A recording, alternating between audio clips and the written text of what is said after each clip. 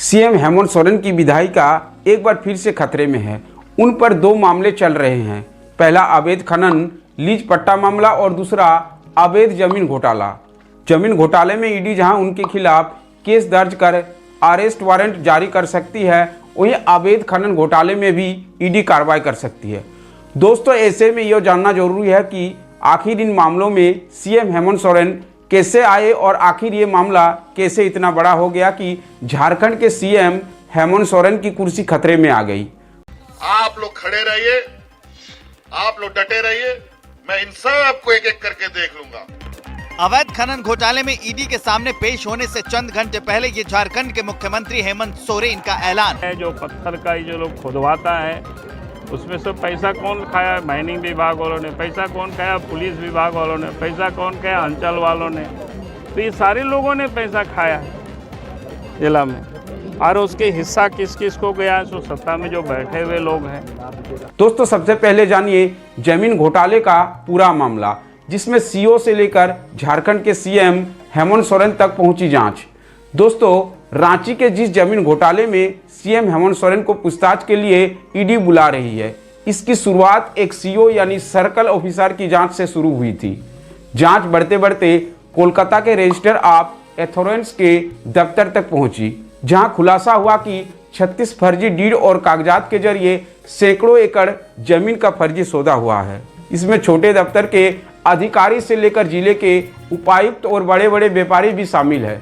दोस्तों, इन सब के तार आखिर में झारखंड के सीएम हेमंत सोरेन तक जुड़ा हुआ था। इस जांच की शुरुआत रांची के एक जगह बरियातू में कथित तौर पर सेना की जमीन खरीद बिक्री मामले से हुई।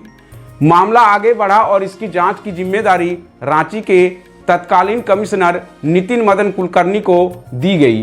दोस्तों, नितिन मदन कुलकर्णी ने अपनी रिपोर्ट में इस बात का खुलासा किया था कि फर्जी नाम और पते के आधार पर सेना की जमीन पर अवैध कब्जा किया गया है।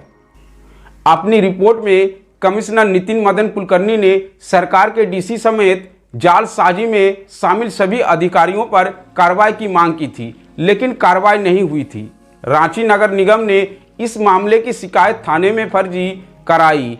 इसके बाद इस पूरे मामले में ईडी की एंट्री हुई। ईडी ने नवंबर 2022 में रांची के बड़े व्यापारी और न्यूक्लियस मॉल के मालिक विष्णु अग्रवाल के साथ अमित अग्रवाल के कई ठिकानों पर एक साथ छापेमारी की। इस दौरान इसके पास से कई अहम दस्तावेज ईडी के हाथ लगे। 13 अप्रैल 2023 को रांची के पूर्व डीसी छवि रंजन, बड़गाय अंचल के अधिकारी मनोज कुमार, कर्मचारी भानु प्रताप समेत जमीन के कारोबार से जुड़े 21 ठिकानों पर छापा मारा। इसमें विष्णु अग्रवाल के मोबाइल से चौंकाने वाला खुलासा हुआ। विष्णु अग्रवाल के मोबाइल फोन से बड़ी मात्रा में सरकारी दस्तावेज बरामद हुए। इन दस्तावेजों की छानबीन और उनसे जुड़े तथ्यों के सत्यापन को लेकर ईडी मुख्यमंत्री हेमंत सोरेन से पूछताछ की। दोस्तों, छापेमारी के बाद ईडी ने विष्णु अग्रवाल को पूछताछ के लिए बुलाया, लेकिन विष्णु अग्रवाल बचते रहे। 17 जुलाई के बाद 26 जुलाई को उन्हें बुलाया गया।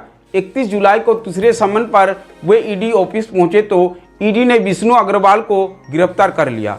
दोस्तों, रांची के डीसी पद पर रहते हुए छवि रंजन ने हेहल अंचल के वज्रापा मौजा की 7.16 एकड़ जमीन की 28 साल पहले से चली आ रही जमाबंदी को रद्द करने का आदेश दिया था।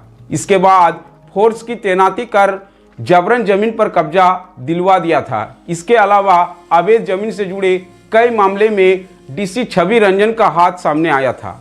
दोस्तों, ईडी ने अवैध खनन में दाखिल चार्जशीट में यह उल्लेख किया था कि झारखंड मुक्ति मोर्चा से निष्कासित पूर्व कोषाध्यक्ष रवि केजरीवाल ने अपने बयान में प्रेम प्रकाश को मुख्यमंत्री का करीबी बताया था। रवि केजरीवाल ने बताया था कि एक दिन वह मुख्यमंत्री हेमंत सोरेन के साथ उनके कार्यालय में बैठा था। वहां हेमंत सोरेन ने पंकज मिश्रा को सीधे तौर पर निर्देशित किया था कि संथाल के क्षेत्रों में पत्थर व बालू खनन से आने वाला रुपया को वो प्रेम प्रकाश को दे।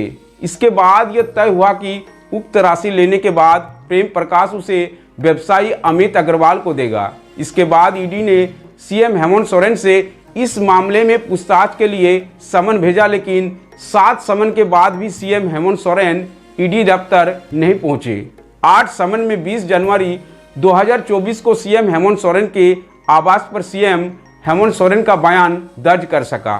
दोस्तों, मुख्यमंत्री हेमंत सोरेन पर 1000 करोड़ के अवैध खनन का आरोप लगा है। इस आरोप का आधार बना हेमंत सोरेन के विधायक प्रतिनिधि पंकज मिश्रा और उनके सहयोगियों के खिलाफ साहेबगंज जिले के विभिन्न इलाकों में कुल 28 जगह पर ईडी की छापेमारी।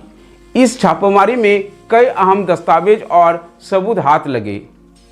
छापेमारी में हेमंत सोरेन के विधायक प्रतिनिधि पंकज मिश्रा के घर से 5.31 करोड़ रुपये और महत्वपूर्ण दस्तावेज और 27 बैंक खाते जिसमें 11 करोड़ रुपये जमा थे। ईडी की टीम ने 18 जुलाई को पूछताछ के लिए पंकज मिश्रा को समन पास भेजा। फिर पीएमएलए एक्ट के तहत पंकज मिश्रा को गिरफ्तार किया। ईडी ने पूछताछ के बाद पीएमएलए कोर्ट के सामने 16 दिसंबर 2022 को चार्जशीट दायर की। इस चार्जशीट में झारखंड मुक्ति मोर्चा के पूर्व कोषाध्यक्ष रवि केजरीवाल का बयान भी दर्ज था। मुख्यमंत्री हेमंत सोरेन ने पंकज मिश्रा को संथल परगना से पत्थर और रेत खनन से आने वाला धन सीधे प्रेम प्रकाश को सौंपने के लिए कहा था। 8 जुलाई 2022 को ईडी को छापेमारी के दौरान पंकज मिश्रा के आवास से मिले दस्तावेजों में मुख्यमंत्री हेमंत सोरेन की पासबुक भी था। पासबुक और 2 चेकबुक मिले, जिसमें 2 चेकबुक पर मुख्यमंत्री हेमंत सोरेन के हस्ताक्षर भी थे। सीएम हेमंत सोरेन का बैंक ऑफ इंडिया साहेबगंज में खाता खुला हुआ था। दोस्तों, अवैध खनन मामले में ईडी ने मुख्यमंत्री हेमंत सोरेन को पूछताछ के लिए बुलाया। ईडी ने सीएम हेमंत सोरेन से 10 घंटे तक लंबी पूछताछ की थी। 1000 करोड़ के अवैध खनन मामले की शुरुआत मामूली सी एक शिकायत से हुई थी। दरअसल साहेबगंज के एक जगह का नाम है नींबू पहाड़ी, जहां पर अवैध खनन चल रहा था। इस खनन के कारण यहां के ग्रामीणों के घरों में दरारें पड़ने लगी थी। इससे तंग आकर 2 मई 2022 को ग्रामीणों ने अवैध खनन बंद कराने वहां पहुंचे, लेकिन खनन में शामिल लोगों ने बंद कराने वाले लोगों को वहां से खदेड़ दिया। आखिर में ग्रामीण विजय हांसदा ने साहेबगंज के ST/SC थाने में सीएम के विधायक प्रतिनिधि पंकज मिश्रा, उनके सहयोगी विष्णु यादव, पवित्र यादव, राजेश यादव, बच्चू यादव, संजय यादव व सुभाष यादव के खिलाफ मामला दर्ज कराया। इस एफआईआर के आधार पर ईडी 8 जुलाई 2022 को साहेबगंज के तकरीबन 20 ठिकानों पर छापेमारी की थी। इसमें एक नाम बरहेट विधायक सीएम हेमंत सोरेन के प्रतिनिधि पंकज मिश्रा का भी था। इस छापेमारी में कई पत्थर व्यवसायी के घर से ईडी को कई अहम सुराग हाथ लगे। दोस्तों, जांच के दौरान पंकज मिश्रा के आवास से 5.31 करोड़ रुपए की नकदी सहित कई दस्तावेज जब्त किए थे। 27 ऐसे बैंक खातों का पता चला जिसमें 11 करोड़ रुपए से अधिक की रकम जमा थी। इसके बाद ईडी ने पंकज मिश्रा को 19 जुलाई को पूछताछ के लिए बुलाई और पंकज मिश्रा को गिरफ्तार कर लिया। दोस्तों, 17 अप्रैल 2022 को ईडी ने अवैध खनन घोटाले मामले में मुख्यमंत्री हेमंत सोरेन से लगभग 10 घंटे की पूछताछ कर चुकी है। उनसे उनकी संपत्ति, पंकज मिश्रा के घर से मिली कागजात और पैसे के लेन देन से संबंधित कई मामलों से जुड़े सवाल पूछे गए थे। अवैध खनन मामले में ईडी अब तक 47 से ज़्यादा ठिकानों पर छापेमारी कर चुकी है। इस दौरान 5.34 करोड़ रुपये नकद के साथ साथ 13.32 करोड़ रुपये बैंक राशि में जमा, साथ ही 30 करोड़ का एक पानी का जहाज और 5 स्टोन क्रशर, 2 ट्रक भी जब्त किए हैं।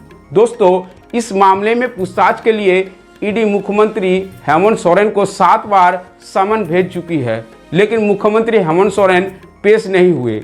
ईडी ने मुख्यमंत्री हेमंत सोरेन को 8वां समन भेजे। इसके बाद मुख्यमंत्री हेमंत सोरेन ने 20 जनवरी 2024 को मुख्यमंत्री आवास पर पूछताछ के लिए उपलब्ध होने की बात कही और सीएम हेमंत सोरेन की बयान भी दर्ज कर सका। दोस्तों, इस वीडियो को देखने के बाद आपकी क्या राय है? आप हमें कमेंट बॉक्स में अपनी राय जरूर बताइएगा। जय हिंद, वंदे मातरम दोस्तों।